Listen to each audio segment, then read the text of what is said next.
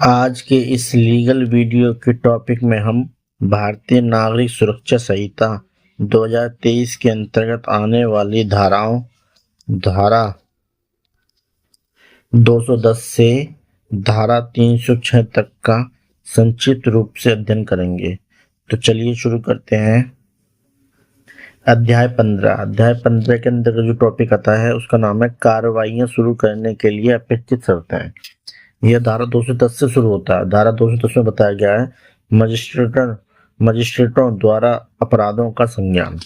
धारा 211 में बताया गया है अभियुक्त के आवेदन पर अंतरण। धारा 212 में बताया गया है मामले मजिस्ट्रेटों के हवाले करना। धारा 213 में बताया गया है अपराधों का सेशन न्यायालयों द्वारा संज्ञान। धारा 214 में बताया गया है अपर सेशन न्यायाधीशों को हवाले किए गए मामलों पर उनके द्वारा विचारण। धारा 215 में बताया गया है लोक न्यास के विरुद्ध अपराधों के लिए और साक्ष्य में दिए गए दस्तावेजों से संबंधित अपराधों के लिए लोक सेवकों के विधिपूर्ण प्राधिकार के अवमान के लिए अभियोजन। धारा 216 में बताया गया है धमकी देने आदि की दशा में साक्ष्यों के लिए प्रक्रिया। धारा 217 में बताया गया है राज्य के विरुद्ध अपराधों के लिए और ऐसे अपराध करने के लिए आपराधिक षड्यंत्र के लिए अभियोजन। धारा 218 में बताया गया है न्यायाधीशों और लोक सेवकों का अभियोजन। धारा 219 में बताया गया है विवाह के विरुद्ध अपराधों के लिए अभियोजन। धारा 220 में बताया गया है भारतीय न्याय संहिता 2023 की धारा 85 के अधीन अपराधों का अभियोजन। धारा 221 में बताया गया है अपराध का संज्ञान।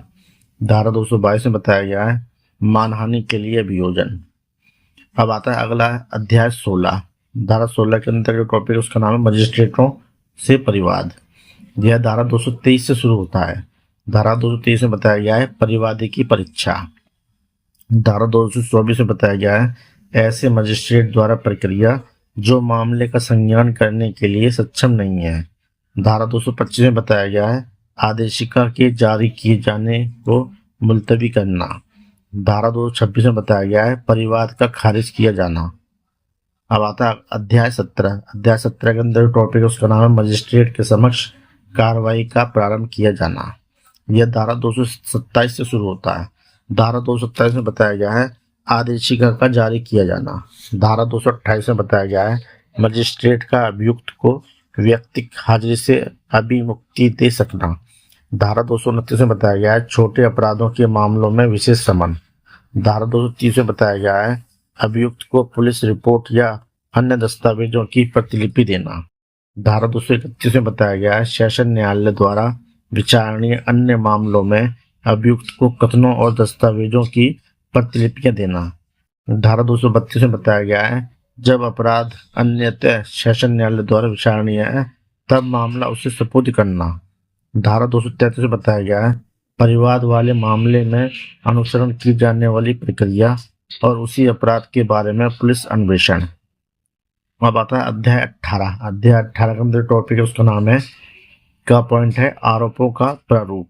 यह धारा 234 से शुरू होता है। धारा 234 में बताया गया है आरोप की अंतर्वस्तु। धारा 235 में बताया गया है समय स्थान और व्यक्ति के बारे में विशिष्टियां। धारा 236 में बताया गया है कब अपराध किए जाने की रीति कथित की जानी चाहिए। धारा 237 में बताया गया है आरोप के शब्दों का वह अर्थ लिया जाएगा जो उनका उस विधि में है जिसके अधीन वह अपराध दंडनीय है। धारा 238 में बताया गया है गलतियों का प्रभाव। धारा 239 में बताया गया है न्यायालय आरोप परिवर्तित कर सकता है। धारा 240 में बताया गया है जब आरोप परिवर्तित किया जाता है तब साक्षियों का पुनः बुलाया जाना।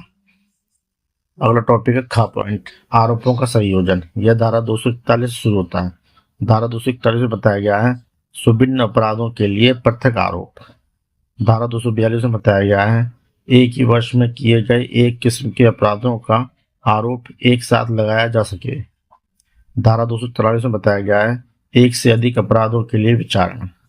धारा 244 में बताया गया है जहां इस बारे में संदेह है कि कौन सा अपराध किया गया है। धारा 245 में बताया गया है जब वह अपराध जो साबित हुआ है आरोपित अपराध के अंतर्गत है। धारा 246 में बताया गया है किन व्यक्तियों पर संयुक्त रूप से आरोप लगाया जा सकेगा। धारा 247 में बताया गया है कई आरोपों में से एक के लिए दोष सिद्धि पर शेष आरोपों का वापस लेना। अगला है अध्याय 19। अध्याय 19 के अंतर्गत जो टॉपिक आता है उसका नाम है सेशन न्यायालय के समक्ष विचारण। यह धारा 248 से शुरू होता है। धारा 248 में बताया गया है विचारण का संचालन लोक अभियोजक द्वारा किया जाना। धारा 249 में बताया गया है अभियोजन के मामले के कथन का आरंभ। धारा 250 में बताया गया है उन्मोचन। धारा 251 में बताया गया है आरोप विरचित करना। धारा 252 में बताया गया है दोषी होने के अभिवचन। धारा 253 में बताया गया है अभियोजन साक्ष्य के लिए तारीख। धारा 254 में बताया गया है अभियोजन के लिए साक्ष्य।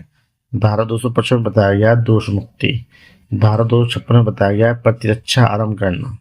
धारा 257 में बताया गया है बहस। धारा 258 में बताया गया है दोष मुक्ति या दोष सिद्धि का निर्णय। धारा 259 में बताया गया पूर्व दोष सिद्धि। धारा 260 में बताया गया धारा 222 की उपधारा 2 के अधीन संस्थित मामलों में प्रक्रिया। अगला आता है अध्याय 20। अध्याय 20 के अंदर जो टॉपिक उसका नाम है मजिस्ट्रेटों द्वारा वारंट मामलों का विचारण। इसके अंतर्गत आता है का पॉइंट में आता है पुलिस रिपोर्ट पर संस्थित मामले। यह धारा 261 से शुरू होता है। धारा 261 में बताया गया धारा 230 का अनुपालन। धारा 262 में बताया गया है जब अभियुक्त का अनुमोचन किया जाएगा। धारा 263 में बताया गया है आरोप विरचित करना। धारा 264 में बताया गया है दोषी होने के अभिभावक पर दोष सिद्धि। धारा 265 में बताया गया है अभियोजन के लिए साक्ष्य। धारा 266 में बताया गया है प्रतिरक्षा का साक्ष्य। अगला आता है ख पॉइंट पुलिस रिपोर्ट से भिन्न आधार पर संस्थित मामले। यह धारा 267 से शुरू होता है। 267 में बताया गया अभियोजन का साक्ष्य। धारा 268 में बताया गया अभियुक्त को कब उन्मोचित किया जाएगा। धारा 269 में बताया गया प्रक्रिया जहां अभियुक्त उन्मोचित नहीं किया जाता। धारा 270 में बताया गया प्रतिरक्षा का साक्ष्य। अगला आता है ग पॉइंट विचारण की समाप्ति। यह धारा 271 से शुरू होता है। धारा 271 में बताया गया दोष मुक्ति या दोष सिद्धि। धारा 272 में बताया गया परिवादी की अनुपस्थिति। धारा 273 में बताया गया उचित कारण के बिना अभियोग के लिए प्रतिकर। अगला आता है अध्याय 21। अध्याय 21 के अंतर्गत टॉपिक उसका नाम है मजिस्ट्रेट द्वारा सबन मामलों का विचारण। यह धारा 274 से शुरू होता है। धारा 74 में बताया गया अभियोग का सारांश बताया जाना। धारा 275 में बताया गया दोषी होने के अभिभावक पर दोष सिद्धि। धारा 276 में बताया गया छोटे मामलों में अभियुक्त की अनुपस्थिति में दोषी होने के अभिभावक पर दोष सिद्धि। धारा 277 में बताया गया प्रक्रिया जब दोष सिद्धि न किया जाए। धारा 278 में बताया गया है दोष मुक्ति या दोष सिद्धि। धारा 279 में बताया गया है परिवादी का हाजिर न होना या उसकी मृत्यु। धारा 280 में बताया गया है परिवाद को वापस लेना। धारा 281 में बताया गया है कतिपय मामलों में कार्यवाही रोक देने की शक्ति। धारा 282 में बताया गया है समन मामलों को वारंट मामलों में संपरिवर्तित करने की न्यायालय की शक्ति। अगला आता है अध्याय 22। अध्याय 22 के अंदर टॉपिक उसका नाम है संक्षिप्त विचारण। यह धारा 283 से शुरू होता है। धारा 283 में बताया गया है संक्षिप्त विचारण करने की शक्ति। धारा 284 में बताया गया है द्वितीय वर्ग के मजिस्ट्रेटों द्वारा संक्षिप्त विचारण। धारा 285 में बताया गया संक्षिप्त विचारण की प्रक्रिया। धारा 286 में बताया गया संक्षिप्त विचारणों में अभिलेख। धारा 287 में बताया गया संक्षेपतः विचारित मामलों में निर्णय। धारा 288 में बताया गया है अभिलेख और निर्णय की भाषा। अगला आता है अध्याय 23। अध्याय 23 के अंदर टॉपिक उसका नाम है सौदा अभिभाग। यह धारा 289 से शुरू होता है। धारा 289 में बताया गया है अध्याय का लागू होना। धारा 290 में बताया गया है सौदा अभिभाग के लिए आवेदन। धारा 291 में बताया गया है पारस्परिक संतोषप्रद निपटारे के लिए मार्गदर्शी सिद्धांत। धारा 252 में बताया गया है पारस्परिक संतोषप्रद निपटारे की रिपोर्ट का न्यायालय के समक्ष प्रस्तुत किया जाना। धारा 293 में बताया गया है मामले का निपटारा। धारा 294 में बताया गया न्यायालय का निर्णय। धारा 295 में बताया गया निर्णय का अंतिम होना। धारा 296 में बताया गया सौदा अभिभाव में न्यायालय की शक्ति। धारा 297 में बताया गया है अभियुक्त द्वारा भोगी गई निरोध की अवधि का कारावास के दंडादेश के विरुद्ध मुजरा किया जाना। धारा 298 में बताया गया व्यावर्ती। धारा 299 में बताया गया अभियुक्त के कथनों का उपयोग न किया जाना। धारा 300 में बताया गया अध्याय का लागू न होना। अगला आता है अध्याय 24। अध्याय 24 के अंतर्गत टॉपिक उसका नाम है कारागारों में परिरुद्ध या निरुद्ध व्यक्तियों की हाजिरी। धारा 301 के अंतर्गत आता है परिभाषाएं। धारा 302 में बताया गया बंदियों को हाजिर कराने की अपेक्षा करने की शक्ति। धारा 303 में बताया गया धारा 302 के प्रवर्तन से कतिपय व्यक्तियों को अपवर्जित करने की राज्य सरकार या केंद्र सरकार की शक्ति। धारा 304 में बताया गया कारागार के भार साधक अधिकारी का कतिपय आकस्मिकताओं में आदेश को कार्यान्वित न करना।